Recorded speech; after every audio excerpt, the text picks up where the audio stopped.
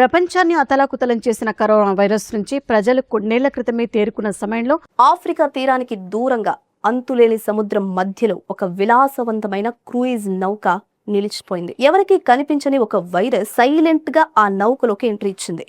దాని పేరు hanta virus.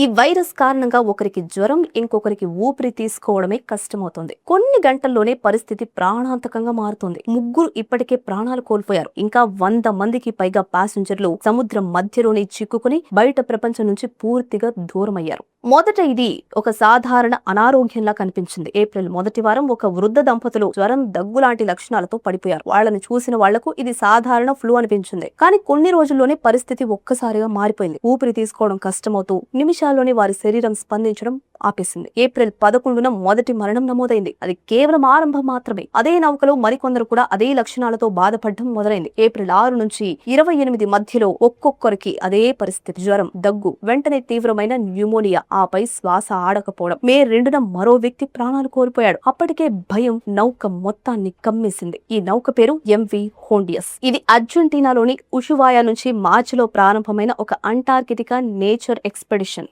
మొదట ఇది ఒక అద్భుతమైన ప్రయాణంలో మొదలైంది. మంచుతో కప్పబడ్డ ఖండం, ప్రకృతి అందాలు. కానీ ఎవరు ఊహించిన విధంగా ఈ ప్రయాణం ఒక జీవన మరణ పోరాటంగా మారిపోయింది. హంటా వైరస్ సాధారణంగా ఎలుకలు వంటి రోడెంట్స్ ద్వారా వ్యాపిస్తుంది. వాటి మూత్రం, విసర్జన నుంచి వచ్చే సూక్ష్మ కణాలు గాల్లో కలిసినప్పుడు మనుషులు వాటిని శ్వాసలోకి తీసుకుంటే ఇన్ఫెక్షన్ వస్తుంది. ఇది మనుషుల మధ్య అంత ఈజీగా వ్యాపించదు. కానీ దక్షిణ అమెరికాలో కనిపించే యాండీస్ వేరియంట్ మాత్రం కొన్ని సందర్భాల్లో మనిషి నుంచి మనిషికి కూడా వ్యాపించే అవకాశం ఉందని శాస్త్రవేత్తలు చెప్తున్నారు. ఈ నౌక అర్జెంటీనా నుంచి ప్రారంభమైంది. అదే ప్రాంతంలో ఈ వైరస్ వేరియంట్ కనిపిస్తుంది. అందుకే ఈ అవుట్ బ్రేక్ కు మూలం అక్కడే ఉండొచ్చని అనుమానం పెరిగింది. కానీ ఖచ్చితమైన కారణం ఇంకా ఎవ్వరికీ తెలియదు. అదే ఈ కథలోని అసలు భయం. నౌకలో పరిస్థితి క్రమంగా అదుపు తప్పింది. ప్యాసింజర్లు ఒక్కొక్కరుగా అనారోగ్యానికి గురవుతున్నారు. 2 సిబ్బంది కూడా తీవ్రమైన శ్వాస సమస్యలతో బాధపడుతున్నారు. బయటకు వెళ్లే అవకాశం లేదు. ఎవరు రక్షించడానికి రారు. నౌక ఒక తేలియాడే కారాగారంలా మారిపోయింది. మే 3న ఈ నౌక ఆఫ్రికా తీరానికి సమీపంలోని కేప్ వెర్డే దగ్గరకు చేరుకుంది. అందరూ ఒకే ఆశతో ఉన్నారు. ఇప్పుడు తీరానికి చేరుకుని